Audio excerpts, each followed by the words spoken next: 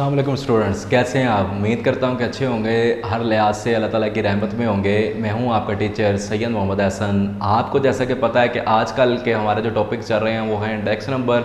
और last lecture में, last video में जो मैंने आपको सिखाया था वो मैंने आपको प्राइस इंडेक्स नंबर सोल्व करना सिखाया था। तो आज आपको मैं चेन इंडेक्स नंबर सिखाऊंगा कि कैसे चेन इंडेक्स नंबर को फाइंड किया जाता है, कैसे सोल्व किया जाता है। तो चलिए अपने काम की तरफ बढ़ते हैं। तैयार हैं आप पढ़ने के लिए?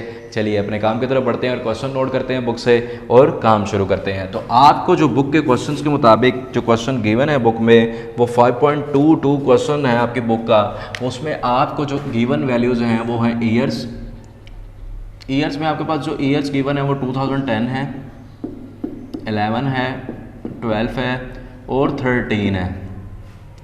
यहाँ पर जो आपको वैल्यूज़ गिवन है वो हैं A, B, C।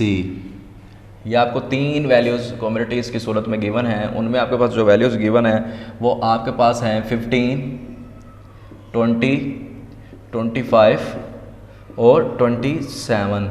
यहाँ जो आपको वैल्यूज़ गिवन हैं वो हैं 5, 7, 9 और 11।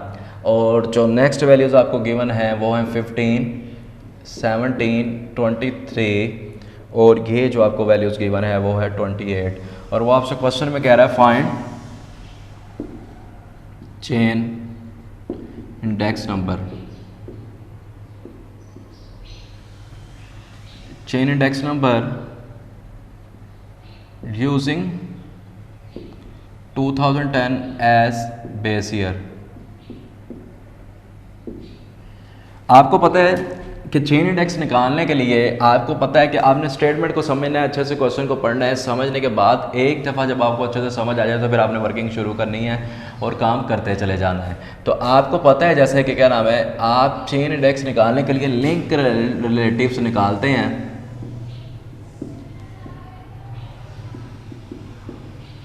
और लिंक रिलेटिव्स आपको बनाना मैंने लास्ट वीडियो में, लास्ट लेक्चर में सिखाया था कि कैसे लिंक बनाते हैं आपस में।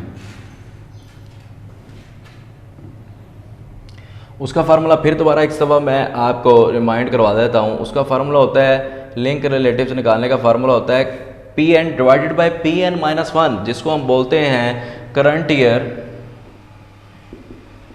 डिवाइडेड बाय प्रीवियस ईयर और मल्टीप्लाई टू 100। तो करंट ईयर तो ये सारे हमारे पास लिखे हुए हैं ऑलरेडी, ये हमारे पास करंट ईयर हैं, लेकिन हमने इनको लास्ट ईयर्स पर, पिछले सालों पर, प्रीवियस ईयर्स पर डिवाइड करना और मल्टीप्लाई टू 100 करते चले जाना है और हमारे पास वो सब काम सोल्व होता चला जाएगा। तो चलिए अपने काम की तरफ बढ़ते हैं और लिंक रिलेटिव्स निकालना शुरू करते हैं। यहाँ तक अगर किसी किस्म की कोई प्रॉब्लम है तो आप पूछ सकते हैं। जी बेटा आपको बात समझ आ रही है? चलिए अपने काम की तरफ चलते हैं और क्वेश्चन शुरू करते हैं। और क्वेश्चन के अंदर आपको पता है लिंक रिलेटिव्स बनाने के लिए इससे पिछले साल की वैल्यूज पर डिवाइड करना है। चूँकि आपको पता है इससे लास्ट ईयर की वैल्यूज 2009 के हमें नहीं पता, तो हम इसी को लेट करके यही वैल्यूज रख लेंगे और 100 से मल्टीप्लाई भी करवाएंगे। अब इससे पिछली वैल्यू तो हमें पता है कि वो 15 है, 15 पे डिवाइड करेंगे, मल्टीप्लाई टू 100 करेंगे। इससे पिछली वैल्यू के बाद 20 है तो आप 20 पे डिवाइड करेंगे और 100 से मल्टीप्लाई करेंगे। इससे लास्ट वैल्यू 25 है, उस पर आप डिवाइड करेंगे और 100 से मल्टीप्लाई करेंगे। लास्ट ईयर्स की वैल्यूज पर आप डिवाइड करते जाएंगे, प्रीवियस ईयर्स पर डिवाइड करते जाएंगे। तो आपके पास पहला ए की सूरत में सोल्व हो चुका है। जी बेटा किसी किस्म की कोई प्रॉब्लम तो नहीं हो रही है? आपको समझ आ रही है? आपको भी समझ आ रही है बेटा? चलिए देखिए सामने, देखिए काम की तरफ देखिए। अब आपके पास इससे लास्ट ईयर की वैल्यू नहीं है तो आप इसको इस पर ही डिवाइड करेंगे और 100 से मल्टीप्लाई भी करेंगे, लेकिन यहाँ पर आपके पास लास्ट वैल्यू गिवन है तो कोई प्रॉब्लम वाली बात नहीं है। अब आपके पास लास्ट वैल्यू 7 है,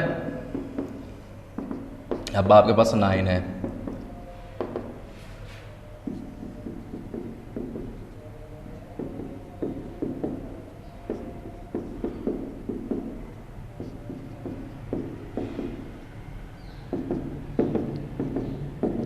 अब हम इनके आंसर्स निकालेंगे कैलकुलेटर से, सोल्व करके देखेंगे कि क्या आंसर आते हैं। तो पहला आंसर तो आपके पास ये भी 100 आएगा, ये भी 100 आएगा और ये भी 100 आएगा।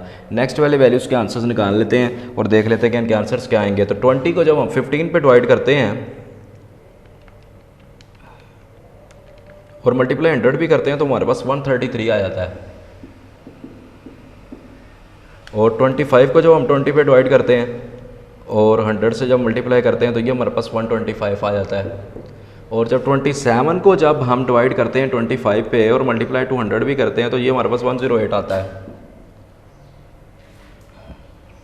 इंतहाई आसान सी कैलकुलेशन है आपके पास, जो कि आप करते चले जाएंगे और सीखते चले जाएंगे कि किस तरह काम को हम कर रहे हैं। इंतहाई आसान सी कैलकुलेशन है, सिर्फ आपने डिवाइड मल्टीप्लाई ही करना है। अब हमारे पास 7 डिवाइडेड बाय 5 है और इसे भी हमने 100 से मल्टीप्लाई करना, तो ये 140 हमारे पास आ जाएगा।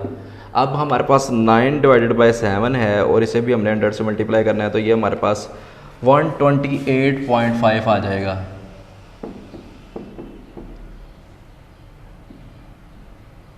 और नेक्स्ट वाली वैल्यू का जो आंसर है वो है हमारे पास 11 डिवाइडेड बाय 9, इसको भी हमने 100 से मल्टीप्लाई करना है, तो ये हमारे पास 122.222 आएगा। नेक्स्ट हमारे पास 17 डिवाइडेड बाय 15 है।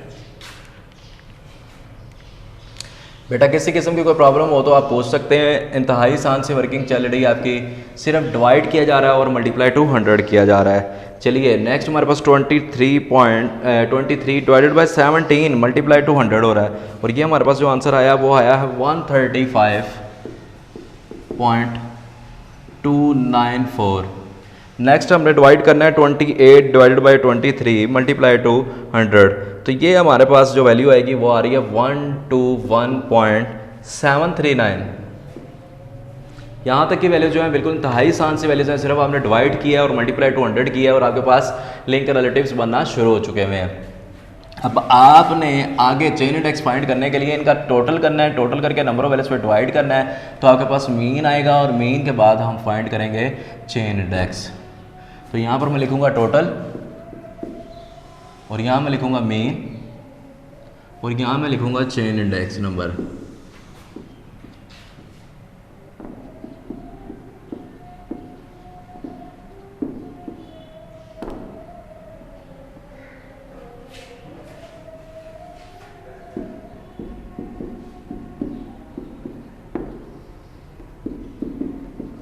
इसको भी थोड़ा सा बड़ा सा करके लिख देता हूँ ताकि आपको हेडिंग का पता चल जाए कि क्या चीज़ हम बना रहे हैं। तो चलिए हमने जब इन तीन का टोटल किया तो वो 300 आया। 300 को जब हमने 3 पे डिवाइड किया तो वो हमारे पास 100 आ गया, और यहाँ तक रखते हैं। चेन इंडेक्स में आपको बाद में बनाना बताता हूँ। फिर आपके पास नेक्स्ट जो वैल्यू थी वो थी 133.333 प्लस 140 प्लस 113.333, तो ये आपके पास टोटल की सूरत में आया 386.666।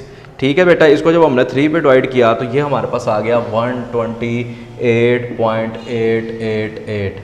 नेक्स्ट हमारे पास जो वैल्यू है 125 है, 125 को 128.57 है प्लस 135.294 है, ये हमारे पास आ रहा है 388.864। जब इसको भी हम 3 पे जब डिवाइड करते हैं तो वो हमारे पास आता है, स्टॉप कराओ जरा।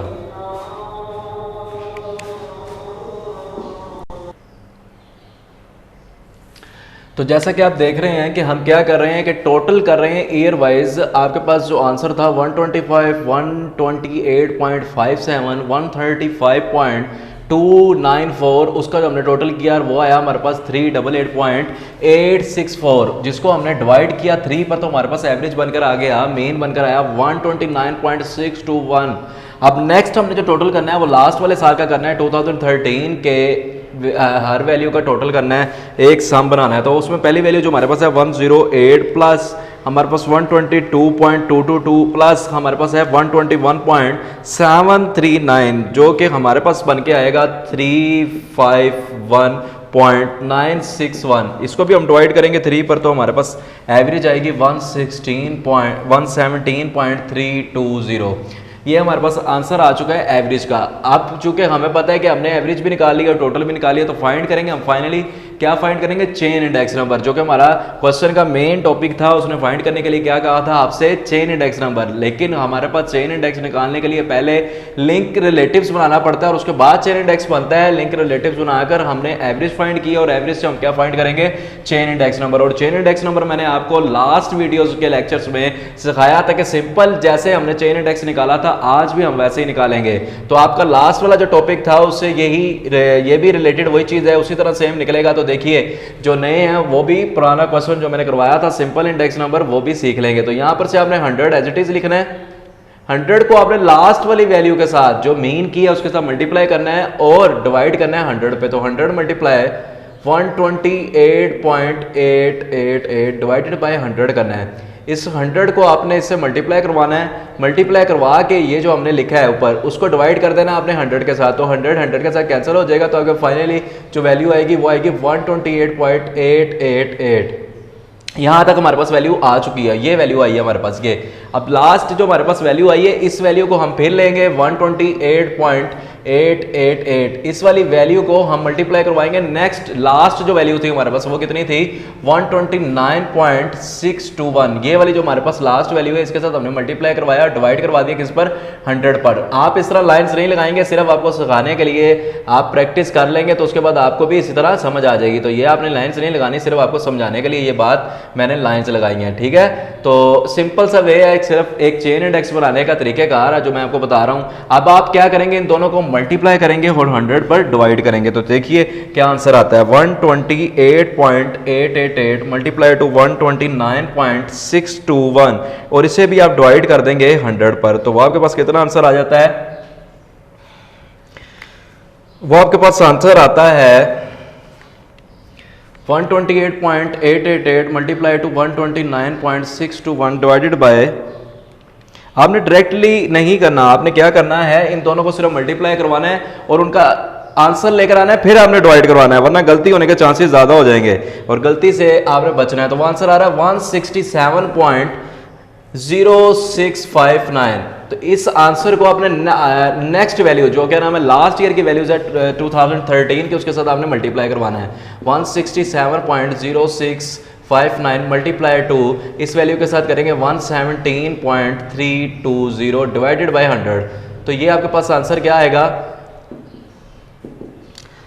इसको आप मल्टीप्लाई करवाएंगे 117.320 और डिवाइड करवाएंगे 100 पर, तो वो आएगा 196.0017। ये आपके पास आंसर आ चुका है। ये चेन इंडेक्स के 4 आंसर आपके ईयर हर साल के लिहाज से ईयर बाय ईयर आपके पास आंसर आएंगे। पहला जो 2000 आपके पास है वो बेस ईयर होता है और बेस ईयर का मैंने आंसर आपको बताया था कि ऑलवेज इक्वल टू 100 ही होता है, तो वो 100 ही आया। नेक्स्ट आपके पास जितने भी करंट ईयर्स हैं 2011 उसका भी आपके पास आंसर आ चुका है, 2012 उसका भी आंसर आ चुका है और 13 ईयर के लिहाज से ईयर बाय ईयर आपके पास सारे आंसर आ जाएंगे और आपका फाइंड हो जाएगा चेन इंडेक्स नंबर। इंतहाई सन टॉपिक था, इंतहाई इंपॉर्टेंट टॉपिक था, पेपर में ज्यादातर ये क्वेश्चन बाहर का आया है। अगर आप लास्ट ईयर के पेपर देखेंगे तो आपको ऐसे ही कुछ वर्डिंग वाले क्वेश्चंस मिलेंगे, अगर आप प्रैक्टिस करेंगे तो आप यकीनन बहुत अच्छे नंबर ले सकेंगे। तो आज की वीडियो की लिंक में जरूर बताइएगा, कमेंट्स में जरूर बताइएगा कि कैसी समझ आई है और अच्छे से प्रैक्टिस कीजिएगा, एक्सरसाइज सोल्व कीजिएगा, एग्जाम्पल सोल्व कीजिएगा और आपकी क्लास के जो स्टूडेंट्स हैं, दोस्त हैं, फ्रेंड्स हैं, कजन्स हैं, उनके साथ भी ये वीडियो शेयर कीजिएगा। फी मानिल्लाह, अस्सलाम वालेकुम।